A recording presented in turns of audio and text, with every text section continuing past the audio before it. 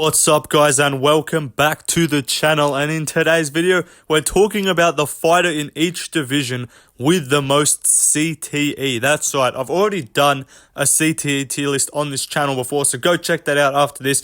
But now I'm going to be narrowing it down just a little bit, and I'm going to be talking about just one fighter per division that I believe has the most brain damage. So yeah, let's get into it. Now, for flyweight, I'm going to go with Matt Schnell, Mr. No Chin himself.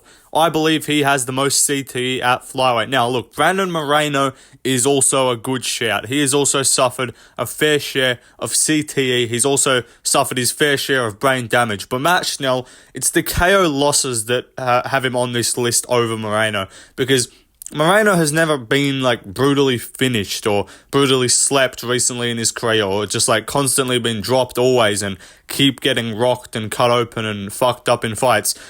He does lose some fights, but he doesn't get fucking KO'd like 3 times in a fight and then somehow come back to win. Like, Matt Schnell is just getting slept in all of his fucking fights. Steve Erceg fucking KO'd him. I already talked about him on the No Chin tier list. Steve Erceg already fucking KO'd him. Nicolau KO'd him. Pantoja KO'd him. Sumidoshi was dropping him all over the place. This dude has no chin. He's bouncing, his head is bouncing off the canvas, stomped on his head as he's unconscious. Yeah, Matt Schnell has just suffered a lot of brain damage. I feel bad for the guy.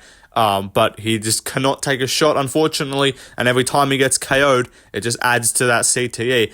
So yeah, unfortunate for Matt Schnell, but let's talk about the Bantamweight division. Rob Font is who I've gone with for the 135-pound division. I believe he has the most CTE out of everyone in that weight class. Just take a look at this guy's fights. Jose Aldo, Chito Vera, like, this dude's getting fucked up in a lot. Even Yanez, he was getting touched up a lot too. Like, Sandhagen didn't take too much damage, but a lot of this guy's fights, he's taken a lot of damage. Yeah. And Figueiredo fight too. This guy just gets beaten up a lot in fights. It's kind of tough for him. Like, Rob Font against Chito Vera had his face turned into a fucking, like, it looked like something out of a blender. Looked like Chito put his fucking head in a blender and span it around and just, like, sliced everything open and bruised everything up. Like, it was not a good look. He was getting full heel kicked in the eye.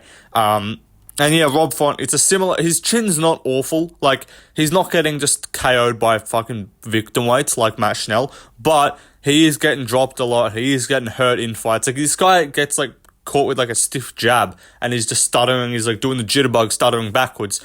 His chin is definitely not there. And look, the Chito fight, he took a lot of punches to the head. Cheeto's also a good shout. He's taken a lot of brain damage as well. But like Rob Font, let's just look at some of this guy's fights and see the kind of strike numbers this guy's absorbing. Like, it's not good in my opinion.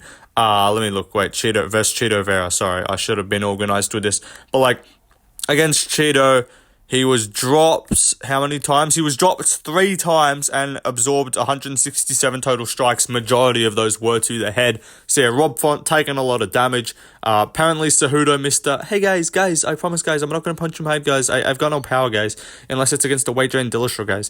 But yeah, Henry Cejudo wants to fight this guy apparently. Look, he'd probably just get taken down, but if this guy fights strikers, like, bro, if they'd made him fight Song Yadong, Lord have mercy, he would have got fucking KO'd brutally or just beaten up. Because, yeah, don't give this guy to a striker. Like, if they give this guy, like, Mario Bautista next, I mean, that won't be too bad, but, like, don't be too mean. Like, when Peyton Talbot's in line for a ranked opponent, if this guy's gonna cop the Peyton Talbot treatment, and I'm not talking about in the arse, if you know what I'm saying, but if you know Talbot, but he's going to have to fight Peyton Talbot when he's trying to get a ranking, and he's just going to get beaten the hell out of. So yeah, tough for Rob Font, taking a lot of damage, definitely a lot of CTE in that head. But let's move on to the featherweight division. Brian Ortega is who I've gone with for the featherweight division. Now, look, there's a lot of guys in featherweight that have taken a lot of brain damage, and because everyone cops beatings, let's be honest, like Cater's copped beatings, Emmett's copped some beatings at the hands of Taporia, Giga copped a beating at the hands of Cater, Ortega copped a lot of beatings. Holloway's got a lot of beatings. Everyone's getting fucking whooped up. Barboza too, he's a good shout. But Ortega, like this guy, Yair Rodriguez hit him 55 times in their last fight, a lot of those to the head, and that was only in like basically 1 round because the second round he just got taken down. Before that, a couple strikes there. Volk landed 214 strikes on him. Holloway landed 290 strikes on him. Like, this guy just absorbs punches. Got less than a 50% striking defense. He's getting hit a lot in the head. You see the visuals of this guy's face at the end of fights. He's swollen up. He's got a black eye. He's got a busted up nose. He's always looking worse for wear at the end of fights. And fair enough, it's a cage fight, but it's basically a regular occurrence. Fucking time in, time out. He's just getting whooped in fights.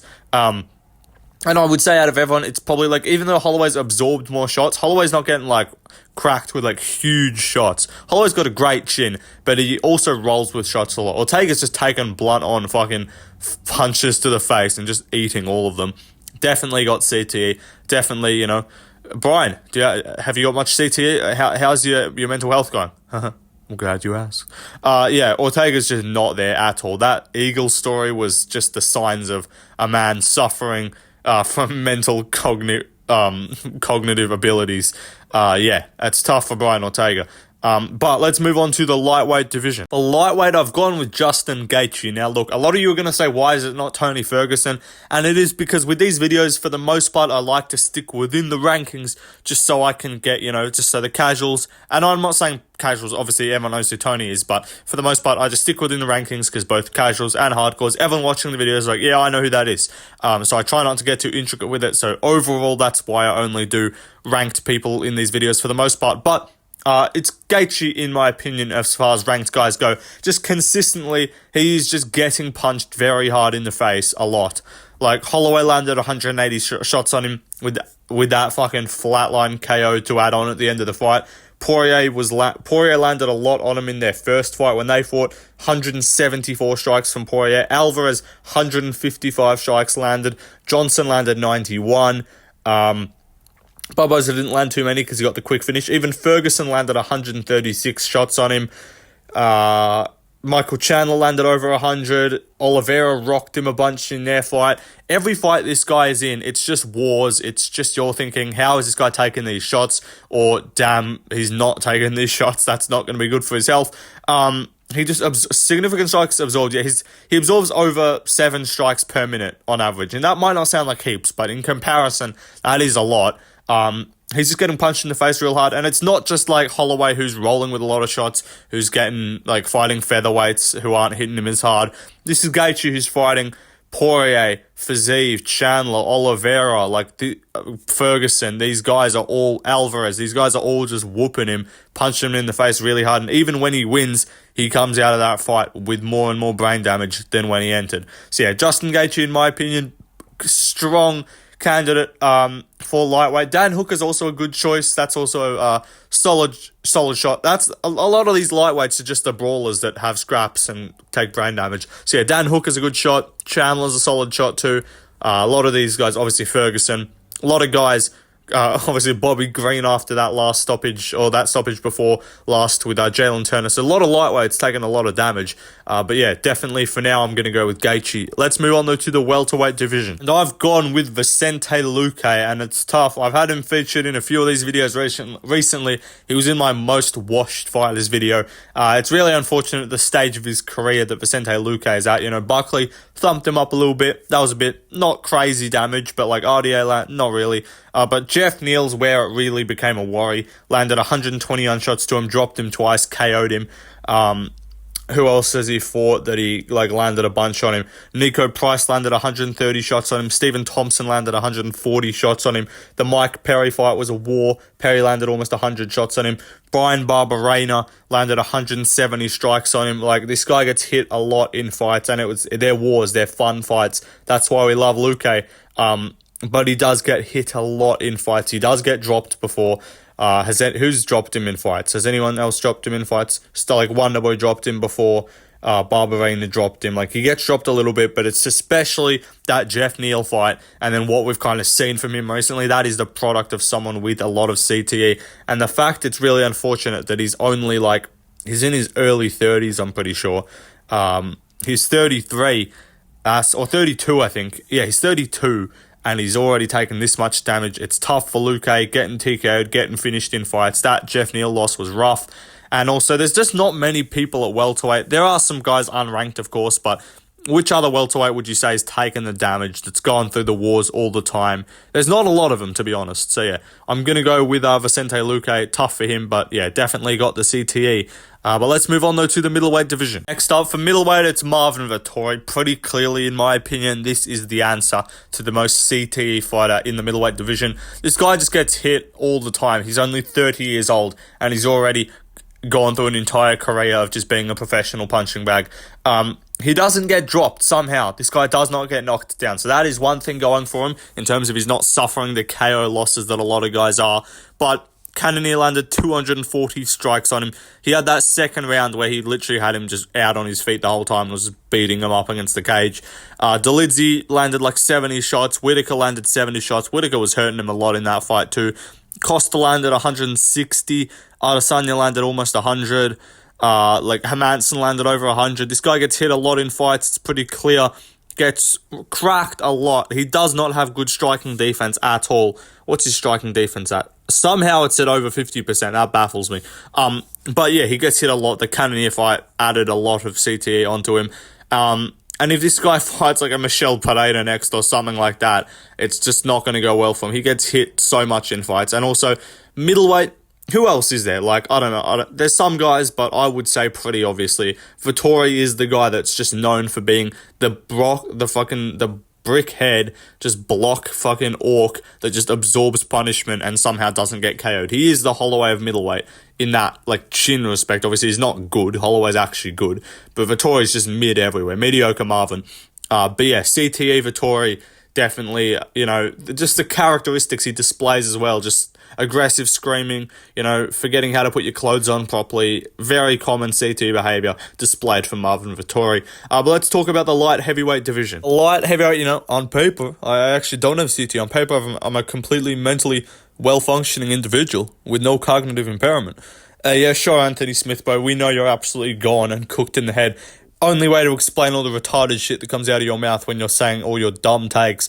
I had him in the biggest yappers sort of video, the stop talking guy fighters that need a shut up video. So yeah, Smith, obviously a CTE enthusiast. Look, Reyes is another good shout for this list, but what I've actually heard, Reyes is obviously a good shout. If I could put two, Reyes is there. But what I actually heard is that just full KO losses are obviously bad. They're not as bad as like prolonged beatings where you're just getting whooped constantly. Reyes, because he's got no chin, just gets, the Yuri fight was rough, but apart from that, he kind of just gets flash KO, not flash KO, he just gets smoked and then it's done. But Smith takes more damage in fights in terms of like he'll get beaten up, he'll get dropped a little bit, he'll tough it out, he'll come back, he'll get beaten up on the ground, he'll just absorb more punches to the head. So it's like one big one, pause, but like a bunch of little ones, again, pause, is worse than a one big one, pause. This is suspect kind of conversation. But yeah, Anthony Smith absorbs a lot of strikes in fights. Khalil Roundtree beat him up, knocked him out. Span landed a bunch. Johnny Walker beat him up. Uncle Live beat him up. He got some wins there. Rakic beat him up a little bit. Glover, that was more leg damage, to be honest. Glover beat him up badly, knocked his teeth out. Gustafsson whooped him. Not whooped him, he beat Gustafsson, but like Gustafsson landed some shots. Jones whooped him, we know that. That knee alone was probably fucking equivalent to like 2.5 KO losses or 3 KO losses or something. Just with like that whole fight, sorry, not just the knee. But yeah, Volkan Ozdemir landed a lot of shots. He wins fights, but he still gets beaten up. And the longevity this guy's had in the UFC, fair play to him. It's just been more and more fights of taking damage and getting whooped in fights. So yeah, Smith, I would say, is my pick. Reyes is another good shout. A lot of KO losses for D. Ray. I actually want to see Dominic Reyes. But like, he's not absorbing that many shots. That's the thing that isn't going too badly for Reyes, because it's just over quickly. Like, Yuri whooped him, but like, Ryan Spann only landed 8 total punches. Yuri whooped him up. Yarn landed about 40. Jones landed 100, but before that, he wasn't taking heaps of damage in his fights, so it was only really like that. It was the 3-fight KO loss streak, Blachowicz, Yuri, and Span. That's what's done it, but Smith's had an entire fucking career of just CTE damage, so yeah. I'd say Smith's my guy. for number one spot, but Reyes is a good shout. And if he takes another KO loss to Dustin Jacoby, or maybe just gets beaten up for 3 rounds, then he could definitely take the number one spot for light heavyweight. But let's move on to the heavyweight division. For heavyweight, I've gone with Stipe Miocic. Now look, heavyweight's filled with a lot of guys who take a lot of damage. That's kind of just the nature of the division. They're swinging lunchboxes at each other. A lot of KO losses going around. But I've gone with Stipe. I wouldn't say, like, Blades is a solid shout. He takes a lot of damage, but he's not like... Blades ain't been fighting at that level where he's just constantly getting whooped always. And look, Stipe was a top-level fighter for an extremely long time. But, like, the Ngannou KO loss was bad. He got dropped twice in that fight. Obviously, the KO was brutal. The DC fights took a lot of damage in all of them.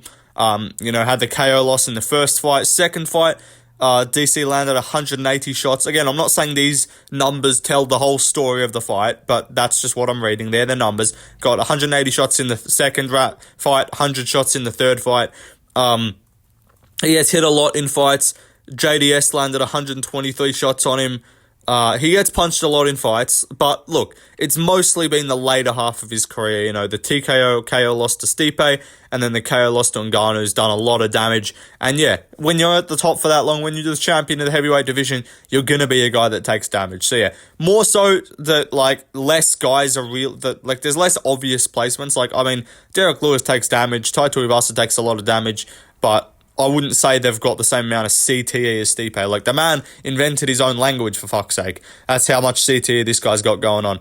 So yeah, Stipe's my pick for heavyweight. But that is the video I've done, guys. I hope you enjoyed. People have done this video before. I've done CTE tier lists before. I've done a CTE tier list. So yeah, it's a funny video. It's a tough topic. Like, I mean, for some people to be like, don't joke about CTE, man. These guys are warriors and they're risking their health and you're joking about it. I'm like, yeah, lol, who cares? But it's their choice. They signed up for it.